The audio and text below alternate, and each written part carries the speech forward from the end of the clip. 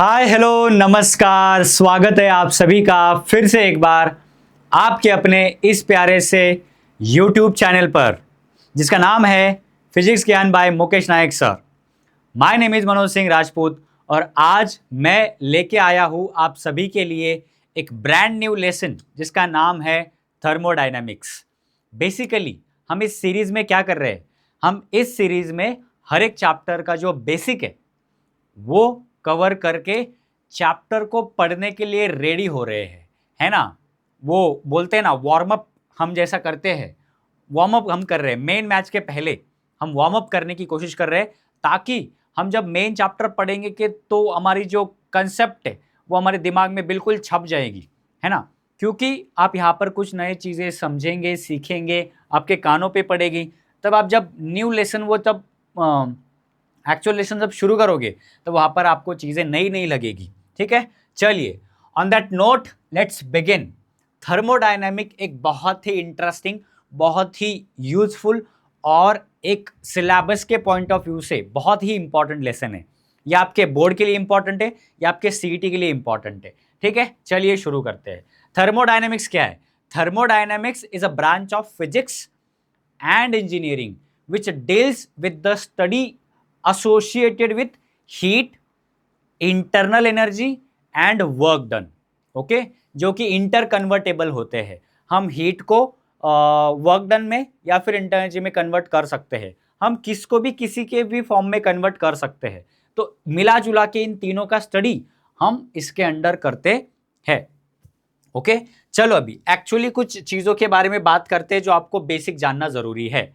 सबसे पहली चीज, फर्स्ट थिंग फर्स्ट, क्या आप मेरे को ये बताइए टेम्परेचर और हीट क्या सेम है या अलग अलग है? कमेंट में बताओ फटाक से। अभी ये जो वीडियो का जो भी टाइम स्टैम्प आ रहा है ना, वो डाल के आप बताओ कि सर ये टेम्परेचर और हीट सेम है, आपको लगता है तो, या फिर डिफरेंट है। सेम और डिफरेंट आपको क्या लगता है? अभी ऑब्वियस सी बात है, आपने कमेंट कर दिया। ऑब्वियस सी बात है, अगर हम इसका डिस्कशन कर रहे हैं, हमने ये मुद्दा उठाया हुआ है कि ये सेम है कि अलग है, तो ऑब्वियस सी बात है कि ये कुछ ना कुछ इसमें डिफरेंस होगा, ये अलग ही होने वाला है ना। आपने भी कहीं ना कहीं पर सुना होगा। तो टेम्परेचर और हीट कैसे अलग है इसको हम समझने की कोशिश करते हैं। और ये ना जान है इस लेसन की, जान है। अगर आपको ये चीजें समझ गई तो आपको लेसन में बहुत इंटरेस्ट आएगा। देखो, टेम्परेचर क्या है? एक तरीके का मेजर है। टेम्परेचर एक तरीके का मेजर है। क्या मेजर करता है ये? कि कोई बॉडी कितनी हॉट है या फिर कितनी कोल्ड है, ये मेजर करने का काम कौन करता है? ये मेजर करने का काम करता है हमारा temperature. So temperature is a measure of, या फिर आप ऐसा बोलोगे हाँ कि temperature is a measure of degree of hotness और कोल्डनेस। कोई बॉडी मैंने ले लिया, मैंने कोई बॉडी उठा लिया ऐसे, और मैंने थर्मोमीटर इसके साथ चिपका दिया ऐसे, इसके कांटेक्ट में ला दिया, तो मैं चेक करूं, थर्मोमीटर क्या बताएगा कि ये बॉडी कितनी गर्म है या फिर कितनी ठंडी है, ये बताने का काम करेगा टेम्परेचर। वो जो थर्मोमीटर रीडिंग दिखाएगा वो टेम्परेचर शो करेगा, तो हमको पता चलेगा कि बॉडी कितनी ठंडी है या गर्म है। और एक मेजर है इसका, अगर आपको ऐसा बोला जा रहा है कि मैंने कोई एक थर्मोडायनेमिक सिस्टम लिया और इसमें दो थर्मोडायनेमिक सिस्टम लिया, मान लो मैंने ऐसे दो थर्मोडायनेमिक सिस्टम ले लिया, मैंने ऐसे दो थर्मोडायनेमिक सिस्टम ले लिया। ये जो थर्मोडायनेमिक सिस्टम है इसकी काइनेटिक एनर्जी बहुत ज़्यादा है, और ये जो थर्मोडायनेमिक सिस्टम इसकी काइनेटिक एनर्जी बहुत कम है। मैं इसे रखता हूँ ताकि आपको याद रहे। इसका काइनेटिक एनर्जी की बात कर रहा हूँ मैं। इसका काइनेटिक एनर्जी बहुत ज़्यादा है, इसका काइनेटिक एनर्जी बहुत कम है। बताओ किसका टेम्परेचर ज़्यादा होगा? आई सर, ये क्या बात हुई? आपने तो बैगन वाली बात कर दी। काइनेटिक एनर्जी का टेम्परेचर के साथ क्या रिलेशन? अरे बिल्कुल रिलेशन है भैया, इसीलिए तो मैं बता रहा हूँ कि टेम्परेचर, अगर किसी बॉडी का काइनेटिक एनर्जी ज़्यादा है, मतलब आपको यह समझना होगा कि उसका टेम्परेचर ज़्यादा होता है, इसीलिए उसमें काइनेटिक एनर्जी ज़्यादा होती है। और इसका काइनेटिक एनर्जी अगर कम है ऐसा आपको बोला गया, तो समझ जाओ भैया कि इसका टेम्परेचर भी क्या होगा? कम होगा। हाँ, ऐसा होता है। यस, बिल्कुल ऐसा होता है। देखो मैं आपको बताता हूँ, देखो मैं आपको एक इंटरेस्टिंग रिलेशन बताता हूँ यहाँ पर। देखो यहाँ पर, अगर किसी बॉडी का temperature is more, temperature is more, तो उस थर्मोडायनेमिक सिस्टम के जो पार्टिकल्स होंगे, गैस मॉलिक्यूल्स को ही हम कंसिडर करेंगे, तो गैस मॉलिक्यूल की जो स्पीड होगी, स्पीड, वेलोसिटी तो नहीं बोल सकते हम, है ना, क्योंकि उनका डायरेक्शन फिक्स नहीं होता। स्पीड जो होगी, speed is more. Okay, temperature is more, then the speed will be more, and if speed is more, then the kinetic energy भी क्या होगी, बहुत ज्यादा होगी। ये डायरेक्टली प्रोपोर्शनल है, temperature is directly proportional to kinetic energy.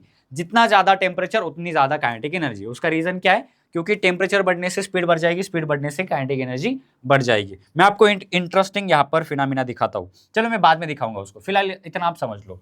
इसका उल्टा अगर हम बात करें तो टेम्परेचर कम तो स्पीड कम, स्पीड कम तो काइनेटिक एनर्जी कम, है ना। तो आपको मैंने दो चीजें बताई कि टेम्परेचर क्या है। टेम्परेचर फर्स्ट मेजर है किसका, मेजर ऑफ, या फिर हम ऐसे लिखते हैं, चलो इंटरेस्टिंग बना दे इसको, और टेम्परेचर इज मेजर ऑफ, किसका मेजर है यार, स्पेलिंग गलत हो गया, टेम्परेचर शॉर्ट में लिख लो मैं इसको, is measure of first degree of hotness और कोल्डनेस, ठीक है ना, हॉटनेस और कोल्डनेस। दूसरा temperature is measure of kinetic energy also. Okay, ये दो बातें आपको याद रखनी है। टेम्परेचर ज्यादा तो ऑब्वियस सी बात है कि बॉडी हॉट होगी, टेम्परेचर कम तो बॉडी कोल्ड होगी, और टेम्परेचर ज्यादा तो काइनेटिक एनर्जी ज्यादा, टेम्परेचर कम तो काइनेटिक एनर्जी भी कम होगी। ये मेरे को आपको यहां पर बताना था। On the other hand heat कैसे इससे अलग है, तो हीट बहुत ज्यादा अलग है टेम्परेचर से। हीट क्या होती है, हीट होता है एक form of energy, heat is a form of energy. Heat क्या है, एक फॉर्म ऑफ एनर्जी है।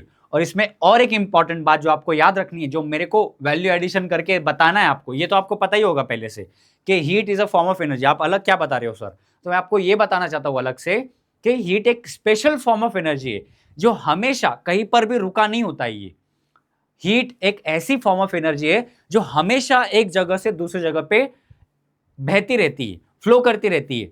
इसीलिए फॉरेन ऑथर्स अगर आप उठा के देखोगे तो ये हमेशा क्या बोलते हैं कि heat which is in transit, heat ऐसी हीट जो हमेशा क्या कर रही है, ट्रांजिट में है, मतलब मोशन कर रही है, मूवमेंट कर रही है। ट्रांजिट का मतलब होता है कंटिन्यूअसली मूव करना।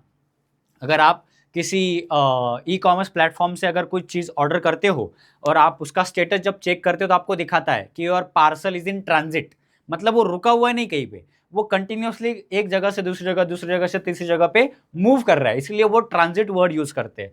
तो हमारा जो हीट होता है ना, ये भी एक तरीके से ट्रांजिट फॉर्म को रिप्रेजेंट करता है, यानी कि एक ऐसा खास फॉर्म ऑफ एनर्जी है which is always in transit, मतलब हमेशा एक जगह से दूसरी जगह पे मूव कर रहा होता है, कभी भी रुका हुआ नहीं होता है हीट। ठीक है, ये मेरे को आपको यहां पर बताना था। तो टेम्परेचर हीट अलग अलग है। पहली बात, टेम्परेचर क्या है, measure of degree of hotness और कोल्डनेस, या फिर मेजर ऑफ काइनेटिक एनर्जी।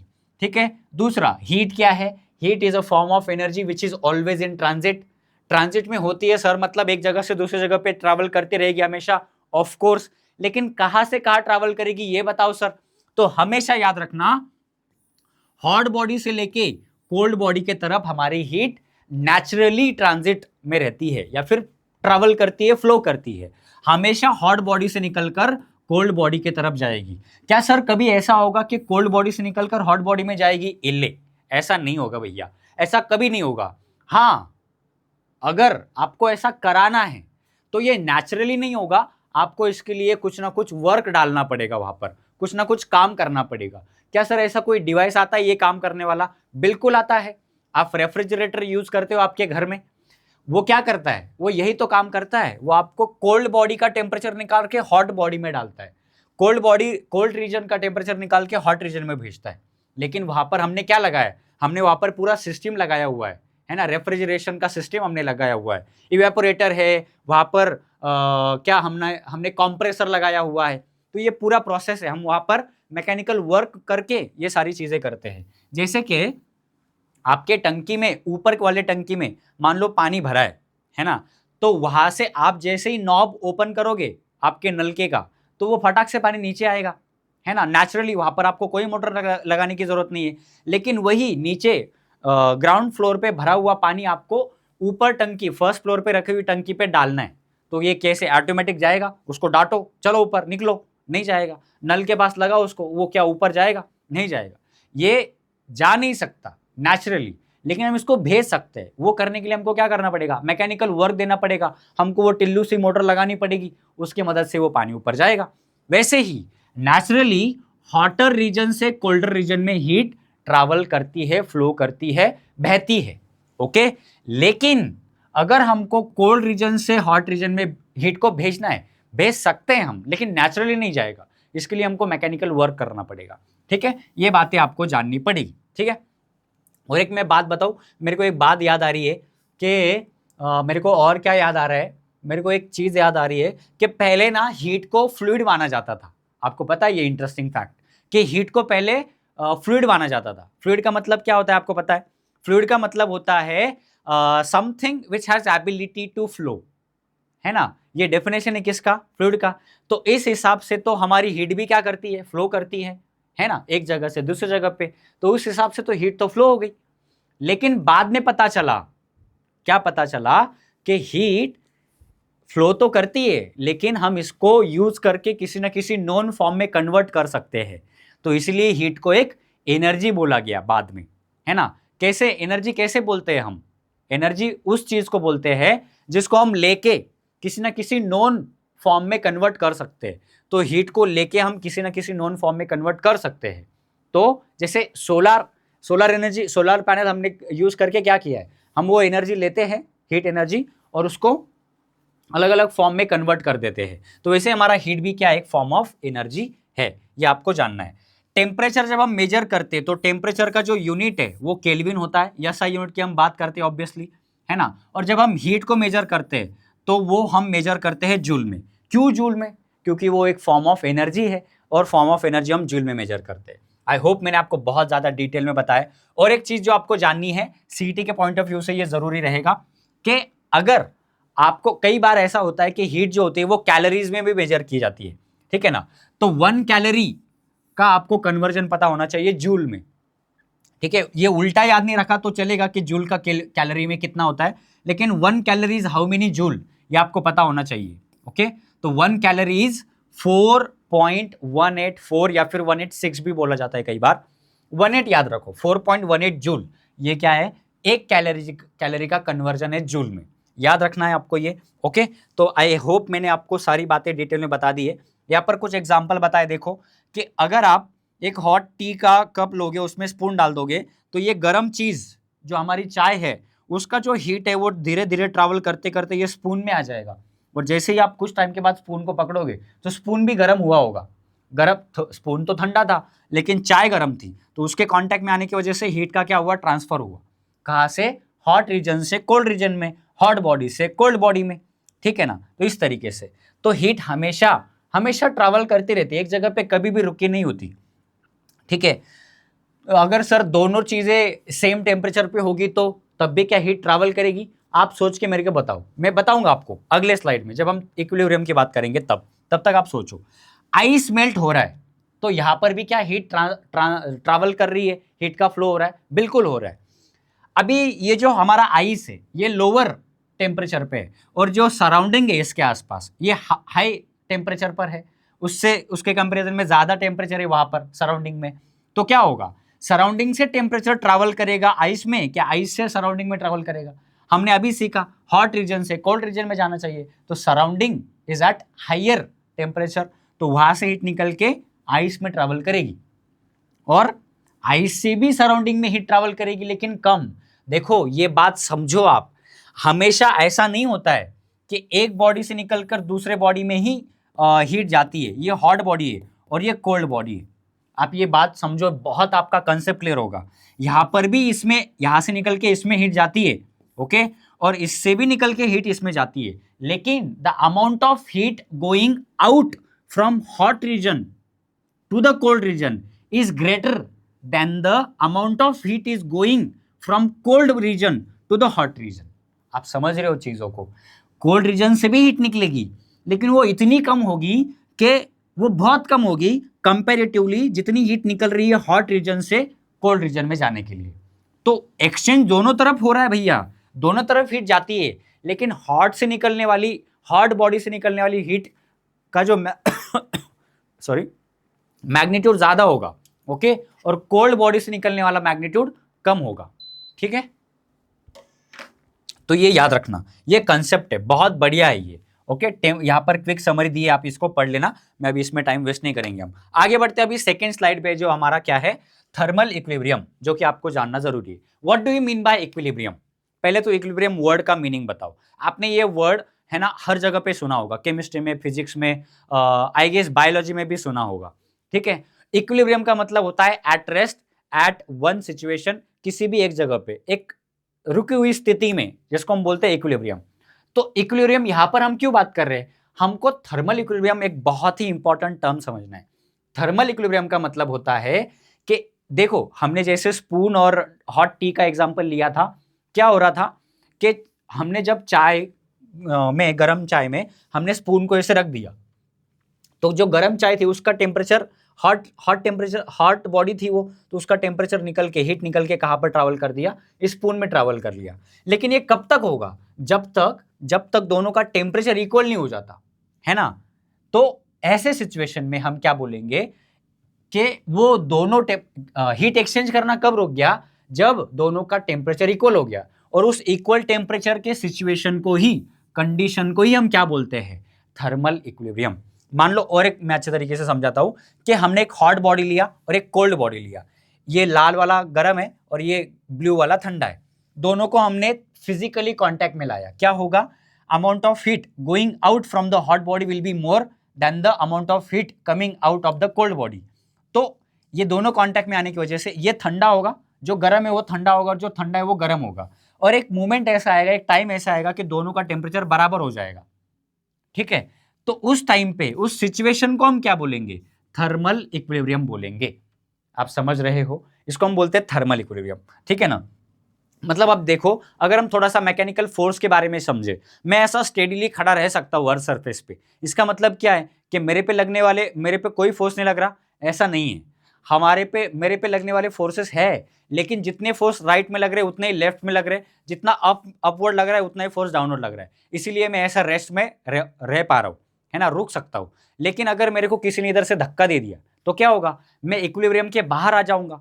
मैं अगर ऐसा स्टेडी खड़ा हूं, मतलब मेरे पे इक्विलिब्रियम वाली कंडीशन आ गई है, मेरी इक्विलिब्रियम की सिचुएशन आ गई। लेकिन मेरे को इधर से किसी ने धक्का दिया तो मैं इधर हो जाऊंगा। ऐसा क्यों? क्योंकि जो फोर्सेस बैलेंस थे ना इधर ऐसे, वो अनबैलेंस हो गए और मैं इधर हो जाऊंगा, ठीक है, समझ रहे हो?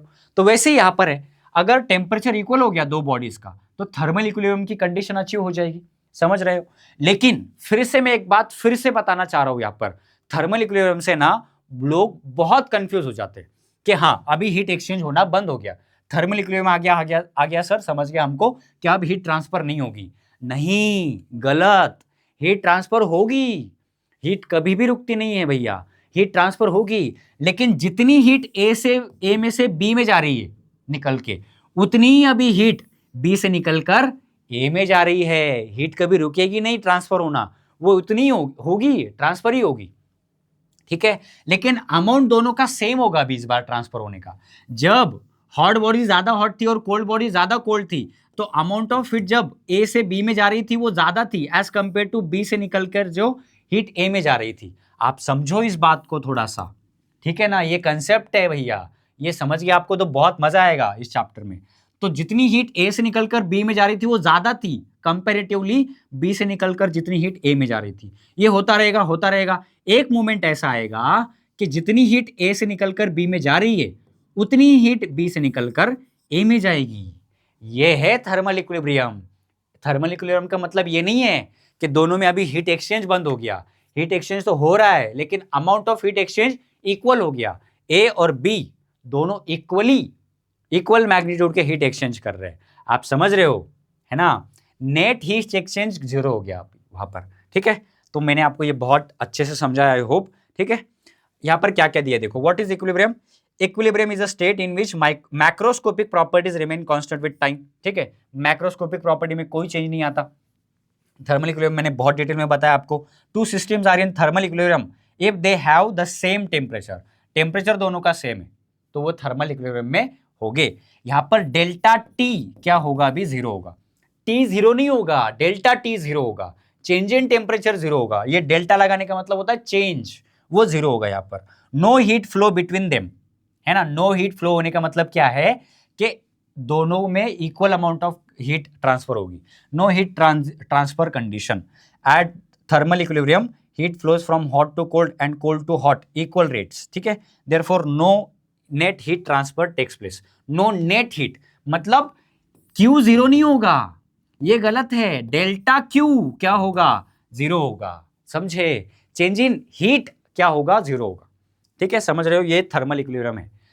और ये इतना टाइम नहीं रहता जब हम चैप्टर पढ़ाते हैं उस टाइम पे बताने के लिए, इसलिए हम ये बेसिक सीरीज में कवर कर रहे हैं, ठीक है ना। आई होप आपको ये अच्छे से समझ में आया होगा। अभी जीरोथ लॉ तो ये एक्चुअली चैप्टर का पहला कंसेप्ट है, लेकिन हमने जो अभी बातें की उसके रिलेटेड है, तो कुछ मिनट में हम इसको आसानी से समझ लेंगे और खत्म करेंगे। देखो, मैं आपको ना डायरेक्ट ये समझाने से अच्छा है मैं आपको एक एग्जांपल देना चाहता हूं।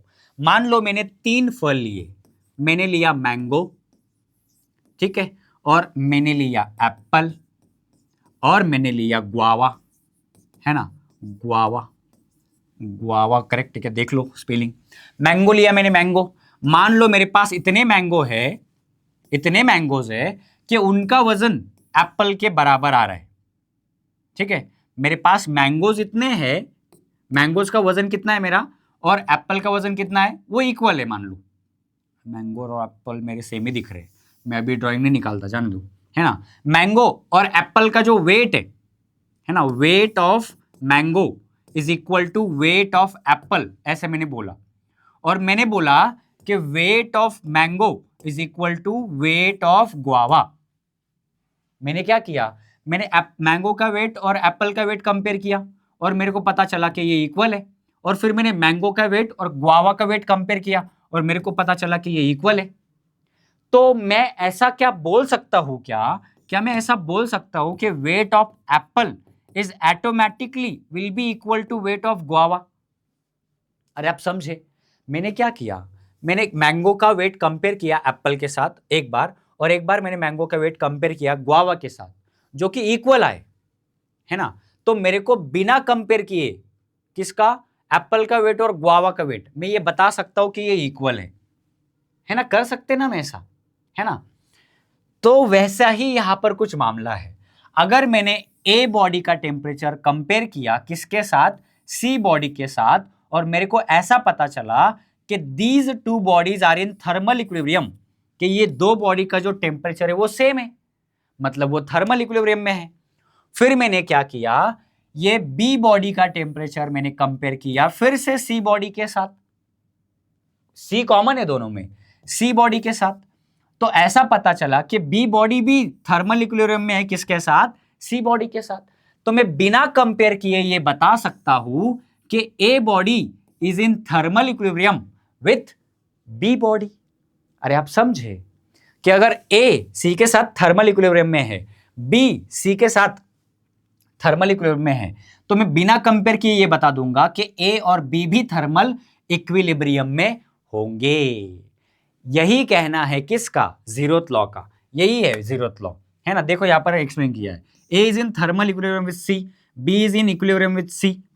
तो मैं बोल सकता हूं कि A and B are in equilibrium बिना कंपेयर किए, ठीक है।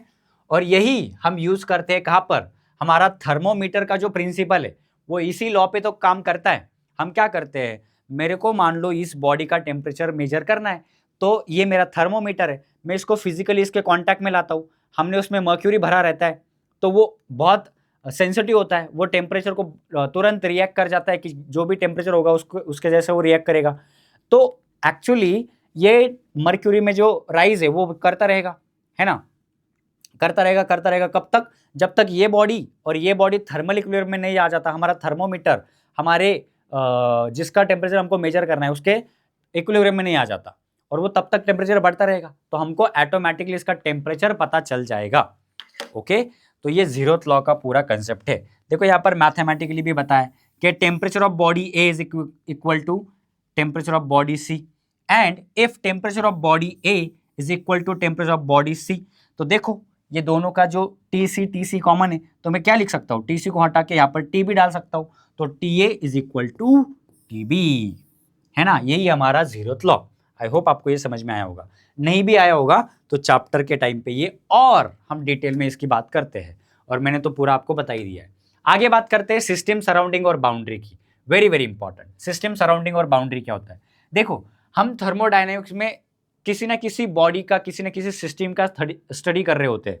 उसके जो मॉलिक्यूल्स है वो माइक्रोस्कोपिक लेवल पर कैसे बिहेवियर शो कर रहे हैं, इसकी हम बात करते हैं।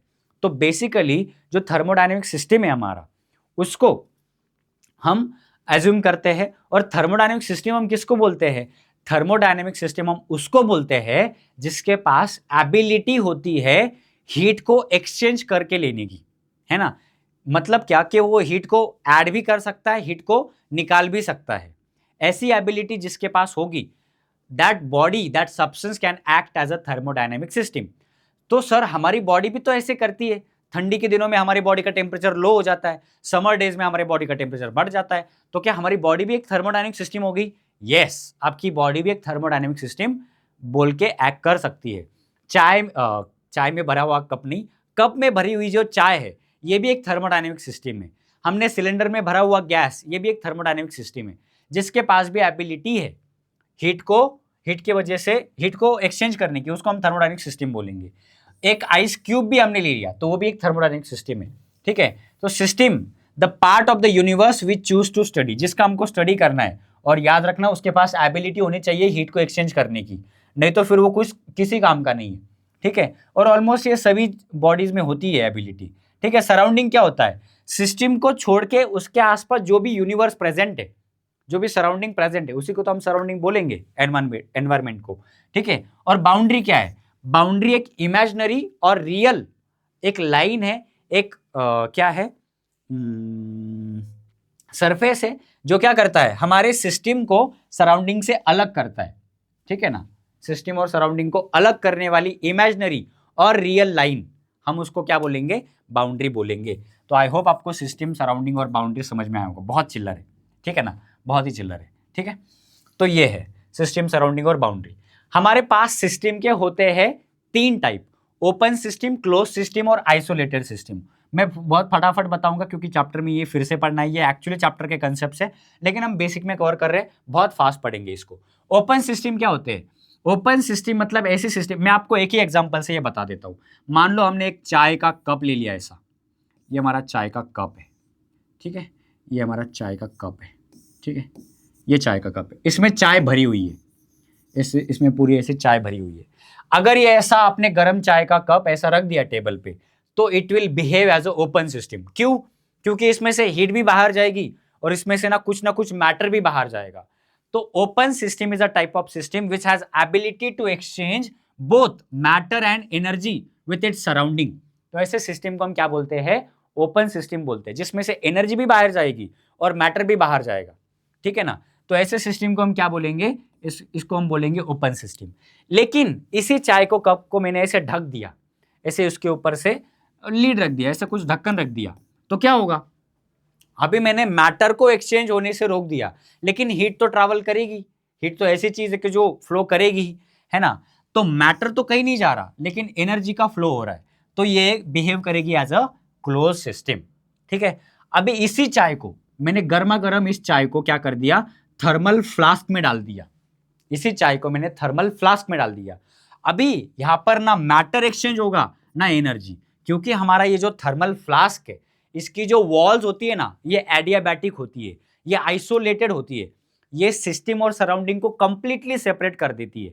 यहां पर कोई भी हीट का एक्सचेंज नहीं होने देती वो, इनको हम एडियाबैटिक वॉल्स बोलते हैं। ये जो सिस्टम है ये आइसोलेटेड सिस्टम बोल के बिहेव करेगी, है ना। यही हमारा तीसरा टाइप है, आइसोलेटेड सिस्टम, जहां पर ना मैटर ना एनर्जी ट्रांसफर होती है। यहाँ पर दोनों ट्रांसफर होते हैं, यहाँ पर दोनों में से कोई एक ट्रांसफर होता है, और यहाँ पर कोई भी ट्रांसफर नहीं होता है। आसान है याद रखने के लिए, बोथ विल ट्रांसफर, है ना।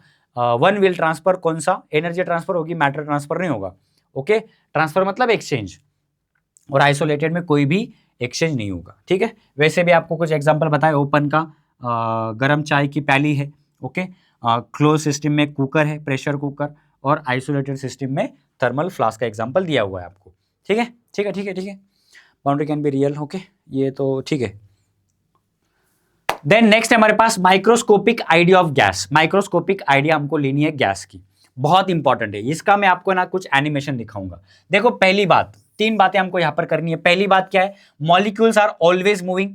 गैस के जो मॉलिक्यूल्स होते हैं, हम एज अ थर्मोडायनेमिक सिस्टम क्या लेते हैं, गैस ही लेते हैं। और गैस के क्या होते हैं, मॉलिक्यूल्स होते हैं। और ये मॉलिक्यूल्स क्या करते हैं, माइक्रोस्कोपिक लेवल पर हर बार वो कंटिन्यूअसली मूव कर रहे होते हैं, इधर से उधर वो रैंडम मोशन परफॉर्म कर रहे हैं। मैं बता दूं आपको, तीन तरीके के ये मोशंस करते हैं। ये ट्रांसलेशनल मोशन करते हैं, ये रोटेशनल मोशन करते हैं, और ये वाइब्रेशनल मोशन करते हैं। और हम मोनो, डाई, पॉली सब की बात कर रहे हैं, ठीक है ना। ये कंटिन्यूअसली मूवमेंट कर रहे होते हैं, ठीक है। दूसरी बात, ये जब मूवमेंट करेंगे तो ऑब्वियस सी बात है कि एक दूसरे के ऊपर टकराएंगे। जिस कंटेनर में ये रखे हुए हैं उस कंटेनर के वॉल को जाके ये कोलाइड करेंगे, तो उनकी ये जो मूवमेंट है, रैंडम मूवमेंट, इसकी वजह से ना क्या होता है, प्रेशर एक्सर्ट करते हैं। वो प्रेशर एक्सर्ट करते हैं। मैं दिखाऊंगा आपको, इसका डेमो दूंगा आपको, ठीक है। पहले आप सुन लो। तो ये हो गया कि कोलिजन की वजह से क्या होता है, they can create pressure on wall of the container, on the base of the container, ठीक है।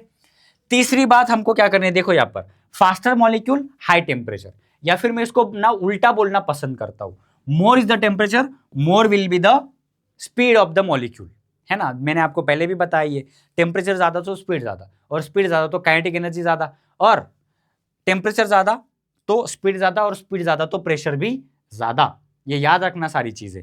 मैं आपको इसका डेमो दिखाता हूं। सर आप क्या बोल रहे हो, ये थोड़ा सा फील करके बताओ। तो मैं आपको फील करके दिखाता हूं। देखो यहाँ पर ये एक वेबसाइट है, इस पे जाके ये सिमुलेशन आप देख सकते हो। देखो ये हमारा गैस मॉलिक्यूल है, ये पूरा सिस्टम है ना। यहाँ पर है ना, हम पहले क्या कर देते, इसको रीसेट कर देते हैं, ठीक है। मैंने इसको रीसेट कर दिया। चलो मैं इसको रिफ्रेश कर लेता हूँ। ये वेबसाइट पे जाके आप कर सकते हो। देखो यहाँ पर कोई गैस मॉलिक्यूल नहीं है, हम कुछ गैस यहाँ पर भरते हैं, ठीक है ना। ऐसा पंप करने से गैस आता है। देखो कितना मजेदार है। बस हो गया इतना। चलो मैं थोड़ा और ले लेता हूं।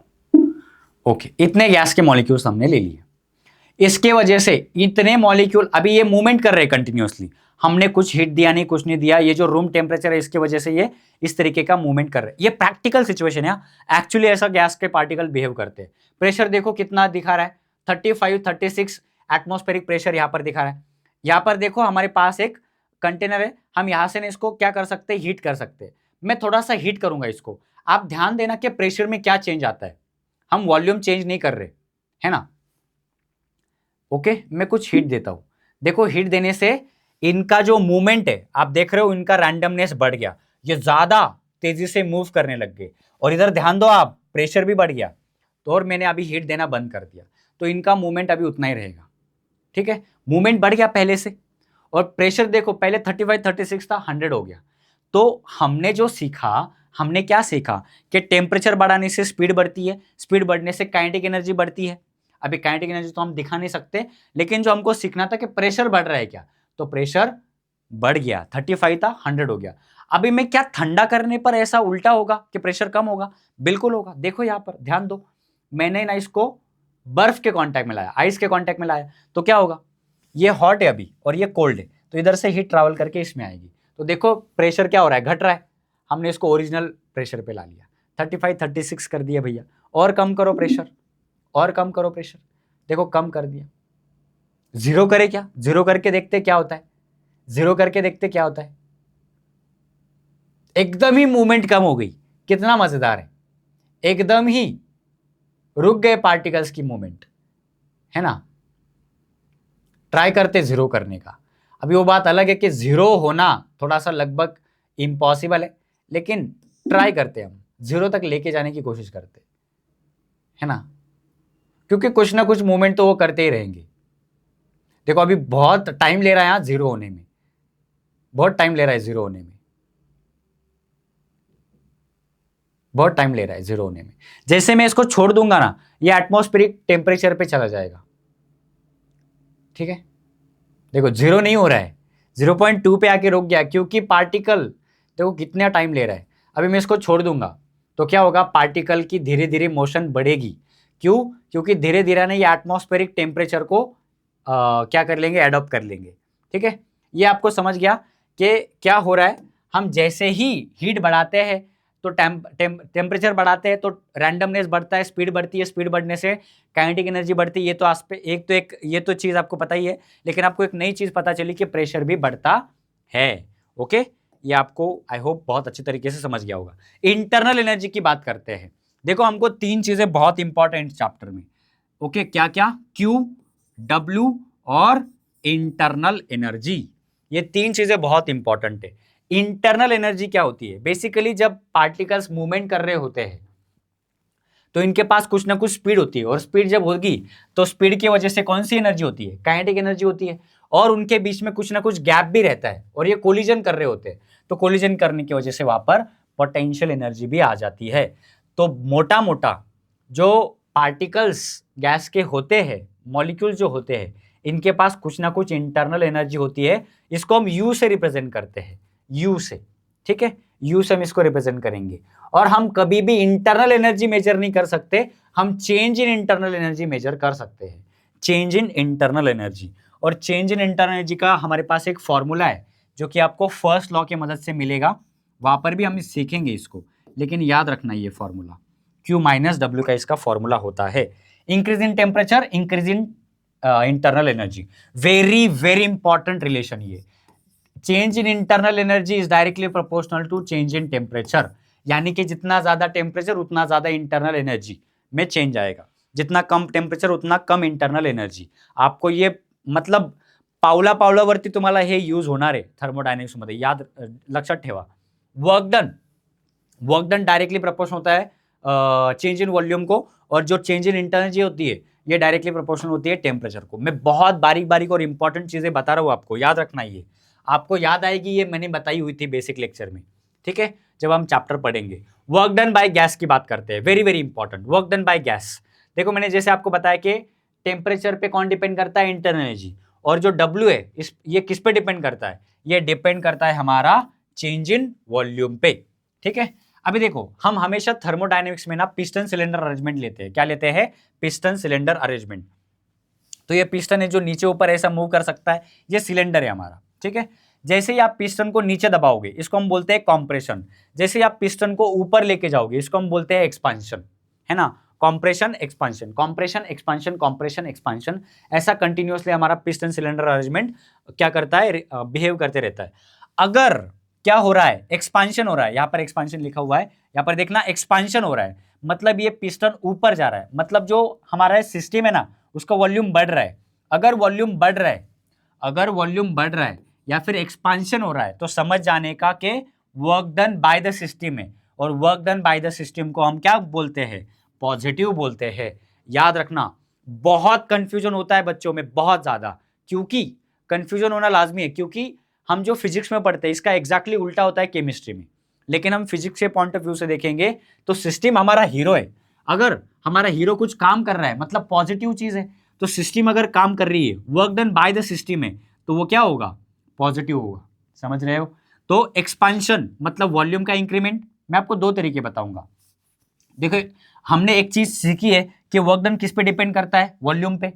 और वॉल्यूम अगर बढ़ रहा है तो वर्क डन भी बढ़ेगा, है ना? अगर वॉल्यूम कम हो रहा है तो वर्क डन भी कम होगा। ठीक है, एक बात ये होगी। दूसरा, अगर work done by the system है, क्योंकि सिस्टम हमारी हीरो है, हमारा मेन कैरेक्टर है इस मूवी का, तो अगर work done by the system है तो उसको आप पॉजिटिव बोलेंगे।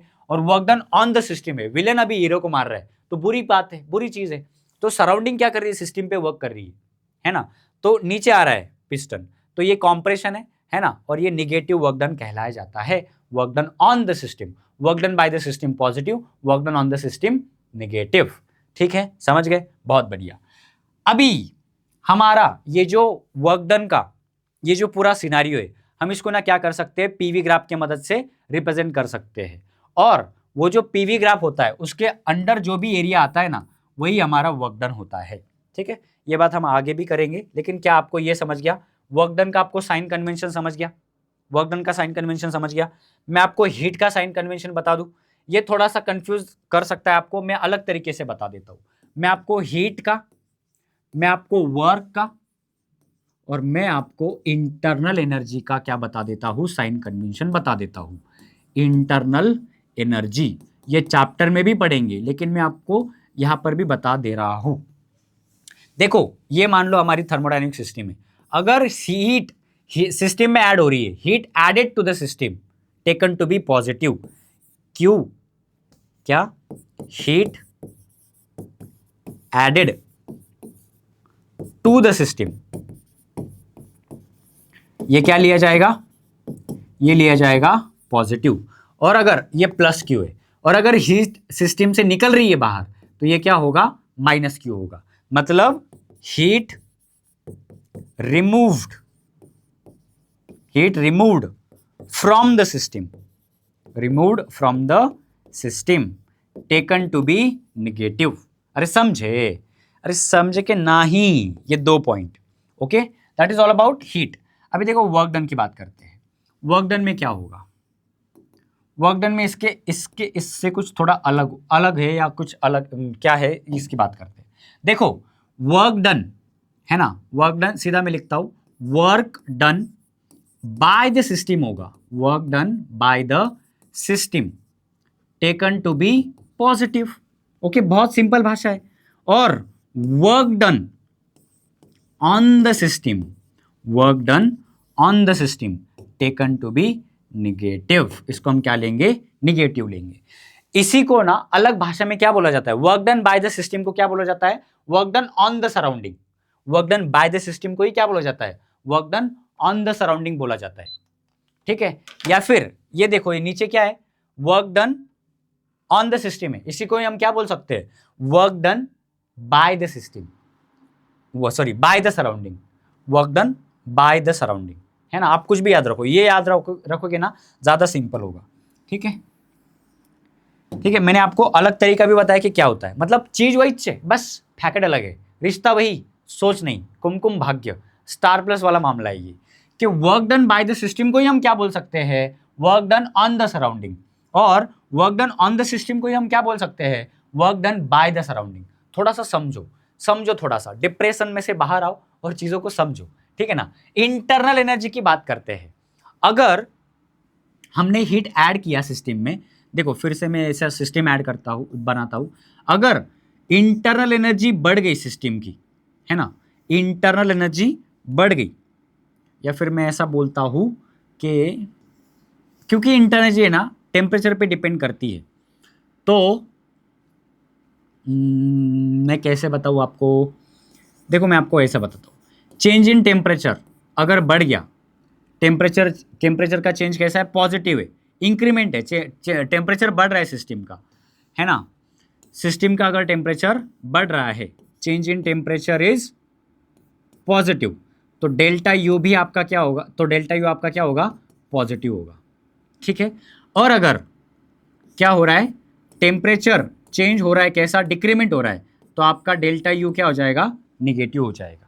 आप समझ रहे हो, इस तरीके से आपको ये याद रखना है। अभी इनके बीच में भी रिलेशन है, हाँ, ओके, कि बिना हम हीट सप्लाई कर रहे अगर वर्क डन करते हैं तो इंटेंसिटी डिक्रीज होती है। ओके, बिना हम हीट को चेंज किए वर्क डन करते हैं सिस्टम पे तो इंटेंसिटी बढ़ जाती है। लेकिन ये बातें हम है ना कहाँ पर करेंगे, चैप्टर में करेंगे। पहले आप इतना तो समझ लो, इतना डाइजेस्ट कर लो, इतना पचा लो, बाद में हम फिर थोड़ा हेवी खाना खाएंगे। ठीक है ना, इतना डाइजेस्ट कर लो। ओके, ये वाला स्लाइड थोड़ा आपको कंफ्यूज कर सकता है, इसलिए मैंने सिंपल वर्ड में ऐसे हाथ से लिख के दिया है। आगे बढ़ते हैं फटाफट। फर्स्ट लॉ ऑफ थर्मोडायनेमिक्स, अभी ये चैप्टर का कंसेप्ट है, लेकिन आप मोटा मोटा तौर पे जान लो, थोड़ा सा आपको आइडिया रहेगा, वहां पर जाके आपको कुछ नया सुना है ऐसा नहीं लगेगा फिर। ठीक है, according to the first law of system thermodynamics, according to the first law of thermodynamics, ये क्या कहता है कि आप जितनी भी हीट दोगे, मेरे को ये फॉर्म तो यूजफुल है ही, एक्चुअली यही फॉर्म है, लेकिन ना मेरे को ये फॉर्म ज़्यादा पसंद है इसका, कि आप जितनी हीट दे रहे हो वो 2 तरीके से यूज होती है। पहला पार्ट उसका जाता है to increase the internal energy of the system.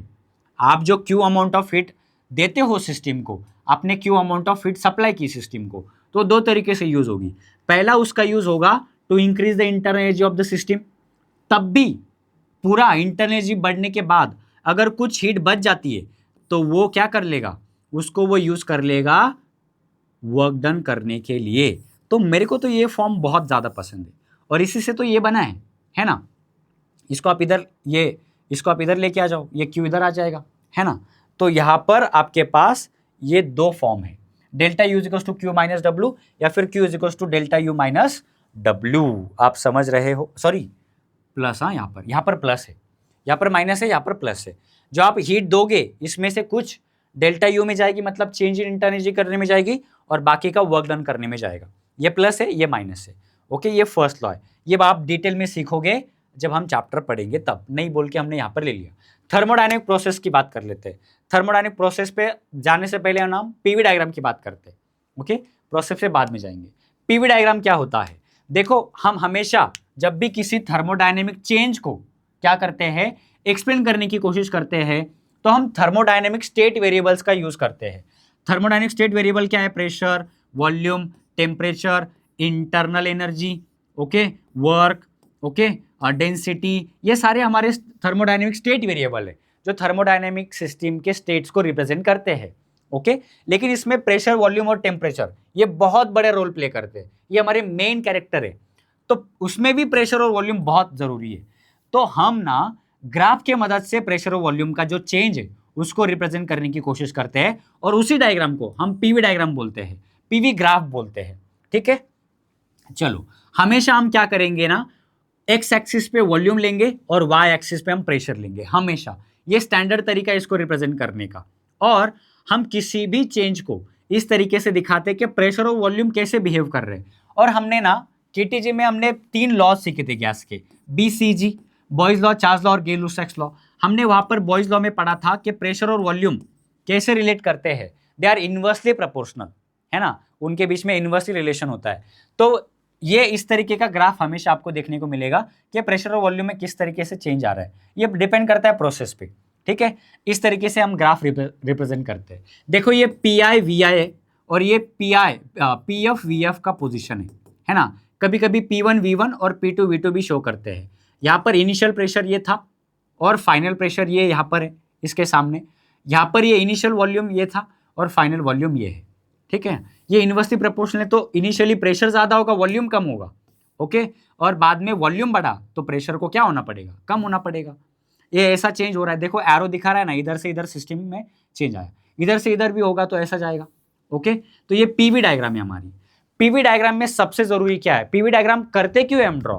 तो पीवी डायग्राम हम इसलिए ड्रॉ करते हैं कि हमको पता चलता है कि सिस्टम ने कहां से कहां तक चेंज किया। और दूसरा इंपॉर्टेंट फैक्टर होता है कि ये जो पीवी डायग्राम है ना, इसका ये जो स्लोप होता है, ये जो कर्व होता है, इसके अंडर जो भी जितना भी एरिया आता है ये हमको देता है वर्क डन। अगर आपको पीवी डायग्राम देके वर्क डन ढूंढने को बोला जाए तो आपको कुछ नहीं करना होता है, इसके अंडर जो भी एरिया आ रहा है इसको ढूंढो, आपको क्या मिल जाएगा, आपको वर्क डन मिल जाएगा। तो ये बात याद रखो कि area under the PV diagram gives work done, और इसका फॉर्मूला होता है इंटीग्रेशन ऑफ पीडीवी।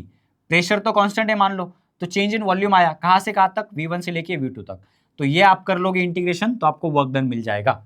ठीक है, या फिर सीधा सीधा आप ग्राफिकली क्या करो, एरिया ढूंढो। मान लो कई बार है ना ऐसा ग्राफ रहता है, ये P1 V1 और ये P2 V2, तो आपको कुछ नहीं, ये रेक्टेंगल का आपको एरिया ढूंढना है, ये रेक्टेंगल का आप इन्हें एरिया ढूंढ लिया, आपको क्या मिल गया, आपको वर्क डन मिल गया।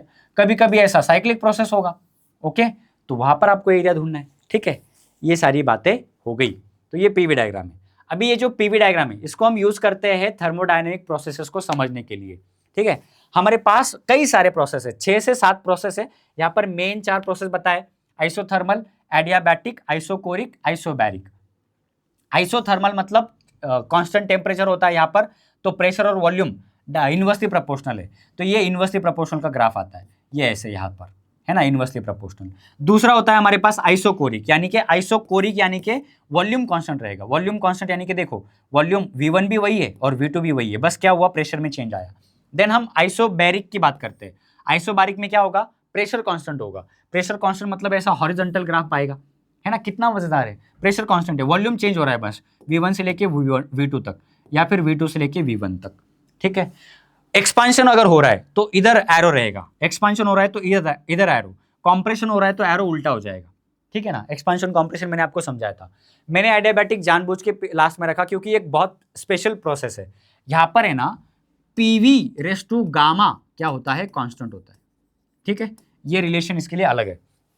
तो यहाँ पर देखो आपको ये दोनों डायग्राम सेम दिख रहे होंगे, लेकिन ये जो ग्राफ है ना ऐसा सीधा नीचे आना चाहिए था, ऐसा सीधा नीचे आना चाहिए था, क्योंकि यहाँ पर देखो पीवी रेस टू गामा है और वहां पर क्या है, यहाँ पर कौन सा रेशियो यूज होता है, PV is equals to constant है ना, यानी कि प्रेशर और वॉल्यूम इनवर्सली प्रोपोर्शनल है। लेकिन यहाँ पर प्रेशर और वॉल्यूम इनवर्सली प्रोपोर्शनल तो है, लेकिन वी रेस टू समथिंग है, और जो हमारा गामा होता है ना ये ग्रेटर देन 1 है। तो ये जो ग्राफ है ना बहुत ऐसे सीधा नीचे आएगा, ये ऐसा स्मूथ कर्व होगा, और ये जो कर्व होगा ना ऐसे स्टीफ रहेगा, ऐसा सीधा नीचे आएगा, ये नहीं आएगा, ऐसा सीधा नीचे आएगा। तो ये थोड़ा बहुत फर्क है। मैं अगर आपको इनको एक साथ ड्रॉ करके दिखाऊं तो देखो आपको कई बार ऐसा ग्राफ दे देगा, है ना, एक ग्राफ ऐसा है और दूसरा ग्राफ ऐसा दिया है मान लो, तो बताओ कि इसमें से एडियाबैटिक ग्राफ कौन सा है और इसमें से आइसोथर्मल ग्राफ कौन सा है। तो जो सीधा नीचे आया ऐसा स्टीफ ग्राफ है ना, तो बी हमारा हो गया एडियाबैटिक, ओके, और ए जो है हमारा ए क्या रहेगा, आइसोथर्मल कर्व रहेगा, आइसोथर्मल, ओके। ये भी आपको पता होना चाहिए। इसके बाद अगर आपको बोला जाए ऐसा ग्राफ है, ये पीवी ग्राफ है, पीवी, और एक ऐसा ग्राफ है, ठीक है, दोनों अलग अलग है, मैंने एक साथ ड्रॉ किए बस, ये येलो वाला ऐसा हॉरिजॉन्टल और मैं ऐसा एक वर्टिकल ड्रॉ करता हूँ, ठीक है। तो जो येलो है या फिर वाइट है मेरे पास पहले, तो वाइट वाला क्या है, वाइट वाला आपका क्या है, आइसोकोरिक है, आइसोकोरिक क्योंकि वॉल्यूम कांस्टेंट। और जो येलो वाला है हॉरिजॉन्टल, ये आपका क्या है, ये हॉरिजॉन्टल क्या है आपका, ये है आइसोबारिक, आइसोबारिक क्योंकि प्रेशर चेंज नहीं हो रहा है ना, समझ रहे हो। तो आई होप आपको ये सारी बातें समझ में आई होगी। ये हमारा ऐप भी है, ओके। आपको इन सारे जो वीडियोस है, इन वीडियोस के पीडीएफ नोट्स कहाँ पर मिलेंगे, तो आपको महा टॉपर्स ऐप डाउनलोड करना है। वहाँ पर यही नहीं बहुत सारा फ्री कंटेंट आपके लिए अवेलेबल है, तो आप उसको जाकर एज अ स्टूडेंट अवेल करा सकते हो, है ना। वहाँ पर चीज़ें आपके लिए डाली गई है, तो आप प्ले स्टोर पर जाके महा टॉपर्स ऐप डाउनलोड करो। बहुत बढ़िया ऐप है, आप सभी के लिए बनाया है। वहाँ पर फ्री कंटेंट भी है, पेड कंटेंट भी है। अगर आप परचेस करना चाहते हो तो हमारे पास बहुत बढ़िया बढ़िया बैचेस है। फिलहाल अगर आप 2027 बोर्ड प्रिपरेशन कर रहे हो तो वहाँ पर आपको शौर्य बैच मिलेगा, पीसीएम, पीसीबी, या फिर आप इंडिविजुअल लेना चाहते हो वो भी मिल जाएगा, सब कुछ मिल जाएगा। आप जाकर बस एक बार चेकआउट कीजिए। आपका प्रिपरेशन अगर आपको बढ़िया से करना है तो आप महा टॉपर्स ऐप डाउनलोड कीजिए, वहाँ पर आपको free as well as paid batches मिल जाएंगे, उसको आप जाकर देख सकते हो, चेकआउट कर सकते हो। शौर्य बैच है हमारे पास, टॉपर एडवांस बैच है, शौर्य बैच का पीसीएमबी भी हमारे पास पैकेज है, ठीक है। या फिर आप टॉपर एडवांस बैच भी ले सकते हो, जिसमें हम सीईटी के पॉइंट ऑफ व्यू से प्रिपरेशन करते हैं। शौर्य बैच हमारा बोर्ड के पॉइंट ऑफ व्यू से हम प्रिपरेशन करते हैं। सिलेबस एक ही है, लेकिन दो अलग अलग एग्जाम, दो अलग अलग पॉइंट ऑफ व्यू से स्टडी किया जाता है। तो वो कैसे होता है, क्या होता है, आपको बैच में जाके पता चलेगा। महा टॉपर्स ऐप आपके लिए एक तरीके से बहुत बड़ा प्लेटफॉर्म है, जहां पर आप आपका प्रिपरेशन बढ़िया तरीके से कर सकते हो, है ना। फ्री कंटेंट तो हम आपको यूट्यूब पे दे ही रहे, इसके साथ साथ बहुत सारे पीडीएफ, कुछ नोट्स आपको वहां पर मिलेंगे।